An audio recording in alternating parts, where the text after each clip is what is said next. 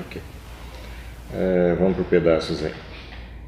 Primeira parte do texto, que é a parte significativa do capítulo 7, a classificação dos animais que aparece aí.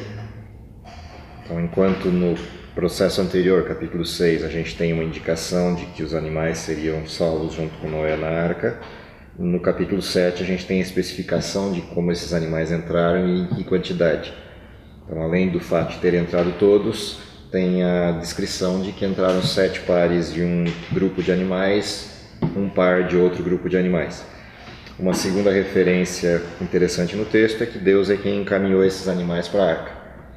Embora Noé os tenha organizado dentro da arca, quem mandou os animais para a arca e os encaminhou para lá foi Deus, e assim, quando todos entraram, e Noé também, Deus fecha a arca e cerra todos lá dentro. Outra coisa curiosa do texto é a data do dilúvio, né? O texto ele referencia que o dilúvio cai no ano 600 de Noé. Portanto, a gente consegue calcular qual é o período do dilúvio, porque eu tenho a data e inclusive o mês e dia em que o dilúvio ocorre. É interessante isso por quê? Porque quando o dilúvio terminar, também vai ter uma referência de tempo. Então a gente tem condições de saber qual a duração inteira do dilúvio. Não só o período em que ele cai, mas a duração toda até as águas baixarem e Noé sair da arca. Então, a gente tem uma referência completa de quanto tempo isso durou. Isso aqui é curioso nessa datação que Moisés traz ao texto. Então, do mesmo jeito que ele foi fiel nas datas ali em Gênesis capítulo 5, ao referenciar as idades dos seres humanos para a gente ter o calendário da Terra antes do dilúvio, ele também referencia a data do dilúvio e a data do seu encerramento para a gente saber quando é que o calendário retoma, quando é que a história humana retoma pós-dilúvio. O que fecha aquele desenho de você ter o período pré-diluviano e pós-diluviano sem interrupção, ou o período pré-histórico bíblico e histórico bíblico sem nenhuma interrupção de calendário entre um e outro, o que é a parte mais interessante desse texto.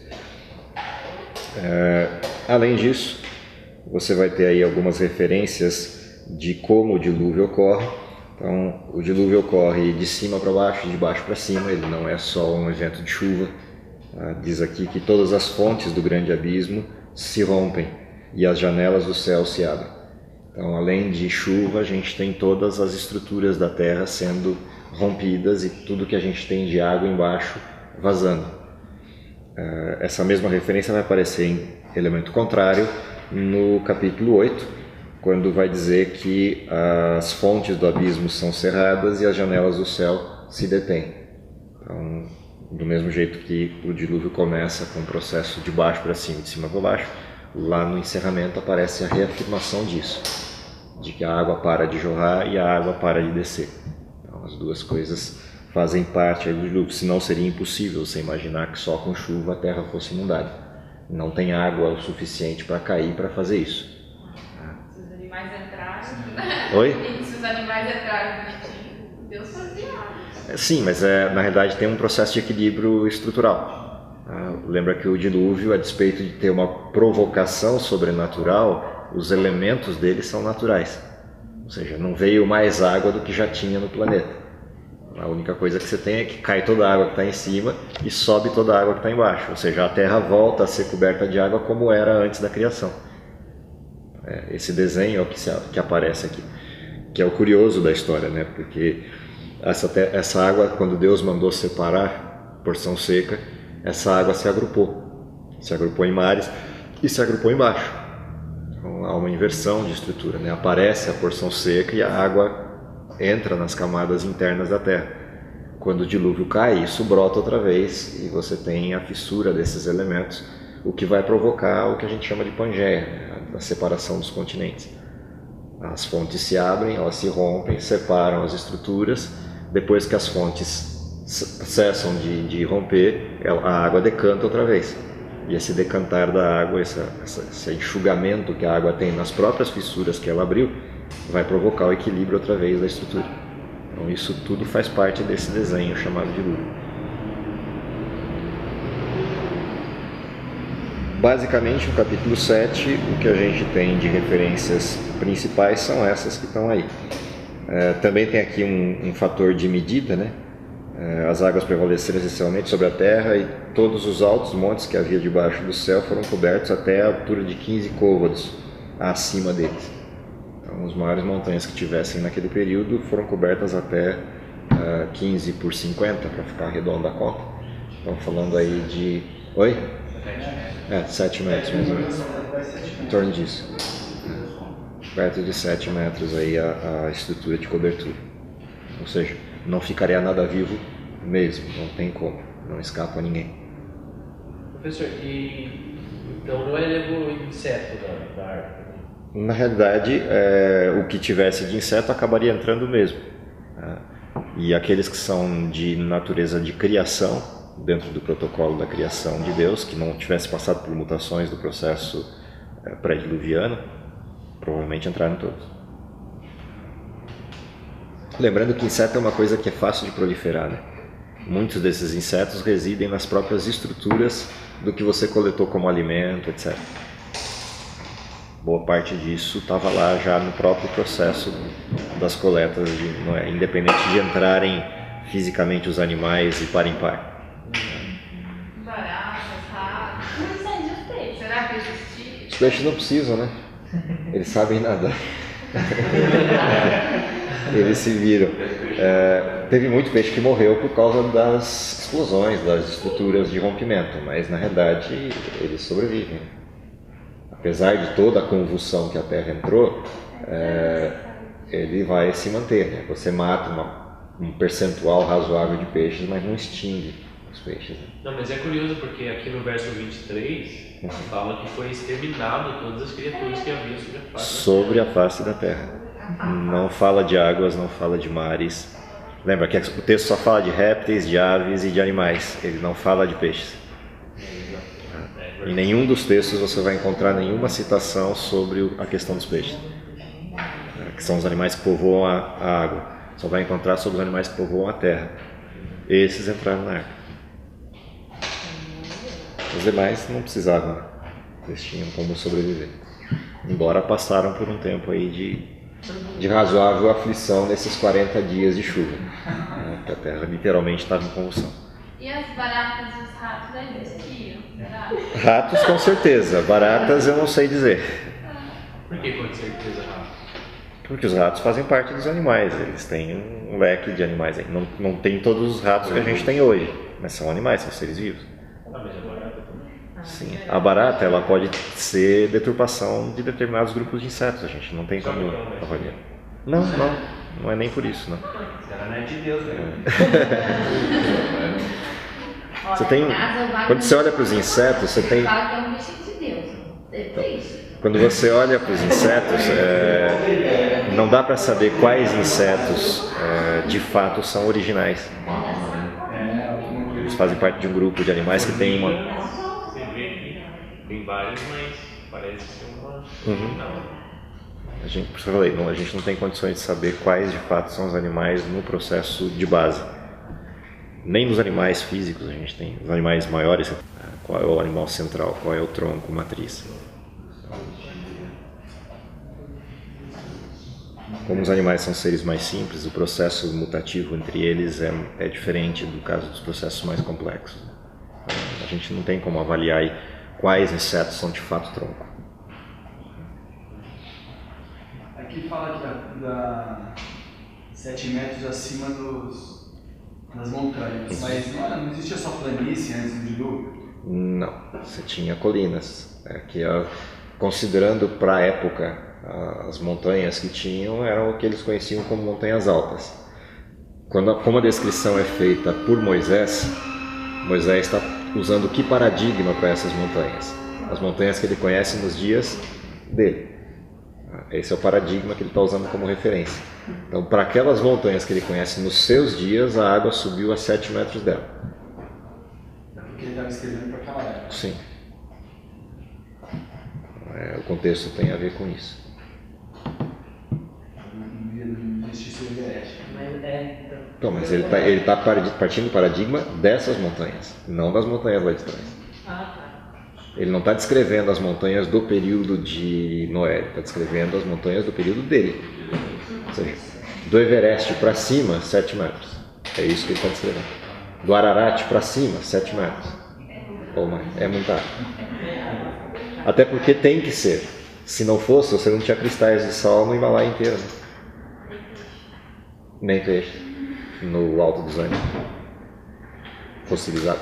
Então, assim, quando você olha a estrutura fóssil, o registro fóssil, é que você tem noção do tamanho desse impacto. Que é quando você vê a distribuição desses registros fósseis na Terra inteira. Ou seja, o mar chegou no alto da cadeia do Himalaia. O Vale do Himalaia, por exemplo, é um berço de sal. Os cristais de sal rosa, o pessoal gosta de usar em comida. Em comida de grife, né? Sal do Himalaia.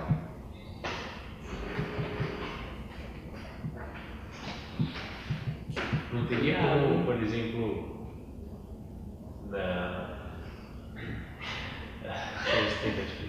a Terra aí enche tanto de água que sai da órbita. A própria descrição é suficiente para isso. 7 metros acima do Himalaia está a quantos quilômetros da borda da atmosfera? Não, é bastante, não, beleza. Teria que ser muita água para passar disso. Não, mas não é o caso. Aconteceria caso... Na realidade, fisicamente? Fisicamente não tem como, porque é volume, né? Se já existisse estrutura para escapar da órbita, a Terra já escaparia, porque a água estava por baixo. Então não tem como você aumentar o nível de água a ponto de extrapolar o nível atmosférico. É impossível sob o ponto de vista físico. A quantidade de água é a mesma, não variou a quantidade de água, mudou de lugar. Então você tinha água que estava embaixo que subiu, estava sob pressão embaixo da Terra, e tinha água de cima que desceu, mas em que quantidade? A quantidade do ciclo. Ou seja, a água que saiu daqui virou nuvem, desceu. A água que estava aqui embaixo da Terra subiu. Então o que você teve é simplesmente a conformação, a Terra virou o mar inteiro.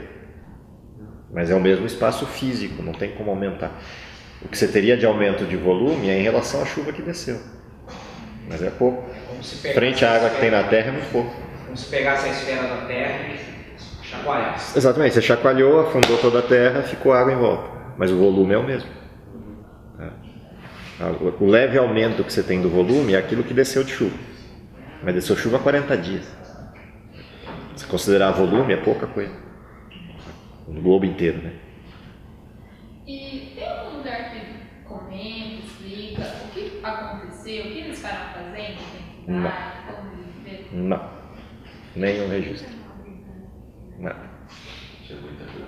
Agora, se você pensar a quantidade de animais que tem lá e a limpeza do barco, tem serviço para o ano inteiro. Quando você está terminando a última fila do último grupo de animais que não estiver hibernando, né? Obviamente, quando você tem o processo de escuridão, chuva excessiva, os animais entram em hibernação natural, né? Os animais que hibernam entram em hibernação natural. Facilita a vida. Não, o ser humano não hiberna. O ser humano não tem jeito. Então os animais de grande porte normalmente hibernam, os maiores animais. E aí isso também diminui um pouco do serviço. Mas os de pequeno porte não tem acordo. Vão estar acordados o tempo inteiro, fazendo barulho o tempo inteiro.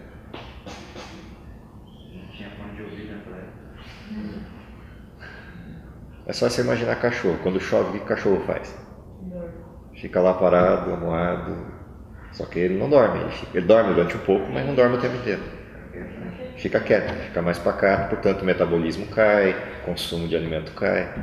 Isso é natural no processo de chuva e escuridão, que é o que aconteceu na Terra durante um bom tempo. E a arca era de madeira, né? Oi? A arca era de Madeira. Como é que eles faziam para poder comer, então? Tinha que fazer os animais, fazer fogo, né? Sim, sem problema. E sem queimar nada. O dia que você morar numa casa de madeira, você vai entender como que faz. Na verdade, sim, você consegue fazer. A questão da madeira, se você impermeabilizar a madeira ou se você tiver algum processo embaixo dela, lembra que você tem metais que você pode usar na parte interna. Então, onde é que você faz fogo? No metal. Sem problema. Você só não pode dar bobeira. Se der bobeira, fogo espalha. Oi? Pedra também. Se você pegar rodas de pedra, você põe fogo em cima. Tudo certo. Não tem lareira em casa de madeira? Lembra as casas antigas do pessoal dos pioneiros? Era tudo de madeira. Tinha lareira, tinha tudo. Como é que você fazia a lareira? Oi? Sim, então você tem que ter cuidado, é só isso. Tem que ter cuidado, é só isso. Mas aí, tem algum lugar de proteção certa da arca? Não, só externo. Tipo, as divisoras, porque é muito bicho, por exemplo. Mas se avaliar o tamanho da arca, não é tão pequena assim. São 150 metros de comprimento, por 50, por 30. Ele deve ter dividido bem o peso, né? Sim, tem que distribuir as baias, né? Mas é espaço pra caramba, 150 metros para você pensar em animais é muito.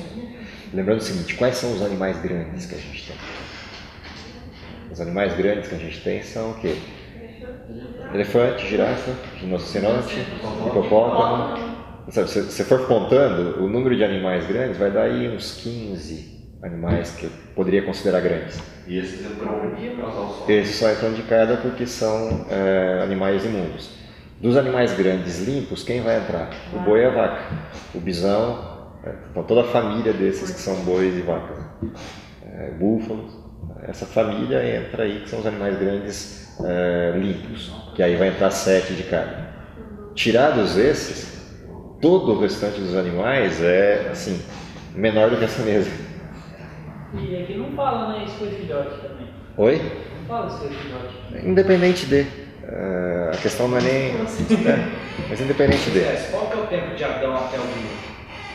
De Adão até o dilúvio? 1656 anos. Porque tem aquela, eu não sei se é teoria ou não, da hipótese de Adão ter 4 metros de altura. Né? Os animais eram nessa proporção também? Sim. E nesses 2000 anos, por exemplo, Noé já... Ambos degeneram. Noé já era da nossa estatura, alguma coisa assim? Não. Maior ainda. Você vai ter pessoas da nossa estatura, alguma coisa aí perto de 500 anos depois de Noé. Tá. Então, porque os animais poderiam ser maiores também, Sim. né? Mas o maior dentro da...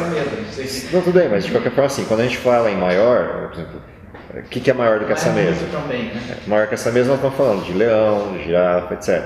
Dessa mesa para menor, a gente está falando de cachorros, etc. Entendeu? Mesmo que você fosse do tamanho dessa mesa, um cachorro do tamanho dessa mesa já é um brutamontes. Quer dizer, hoje a gente deve ter o quê? 2 cachorros que têm esse tamanho no mundo. Que é o São Bernardo e aquele da família do dog alemão, o mastim também, mas o mastim ele dá um pouco menor do que isso. Ele é alto, mas é mais fino. Oi? Então, da linha do dog alemão. O dog alemão é outro que tem grandão. Não, o sheepdog ele vai dar isso aqui assim. Ele é alto, mais ou menos a altura dessa mesa, mas ele é mais curto. O São Bernardo ele é um pouquinho maior que essa mesa. E quase da largura dela. Então, assim, a diferença que você vai ter é isso. Mas mesmo esse, se você pegar um casal desse, qual é o espaço que ele ocupa numa arca de 150 metros? Pequeno. Agora você pensa assim, já viu transporte de animais, né? Então, quando a gente vê transporte de animais num navio é que a gente tem a proporção do tamanho disso. Aí você faz a relação correta, porque pega aquelas jaulazinhas, né? Que vai cachorro, vai gato, vai... A quantidade de animais que cabe num espaço desse aqui é enorme. É enorme. Isso aqui tem o quê? Dá 50 metros? Não dá isso? Acho que não dá 30. Não deve dar nem 30 aqui. Essa parte interna. Pensa nas baias. Se cada pedaço desse aqui fosse baia de animais pequenos, deve caber aqui pelo menos uns 150, 200 tipos de animais só dentro desse espacinho aqui. Aí você põe na vertical, porque seria mais ou menos a altura, né? Então, exatamente. A altura da arca era 30 metros, a largura 50 e o comprimento 150. É muita área. A área cúbica disso é enorme. Oi? 120 anos. Com aquelas super ferramentas ainda. E podia ter 2 andares também, né? Com 30 metros dá para ter uns 4 andares se quiser. É espaço pra caramba. Tem... Feito lá? Anota aí. Oi? Paramos no 8. Próximo a gente faz o 8 e o 9, que o 8 é curtinho e o 9 também.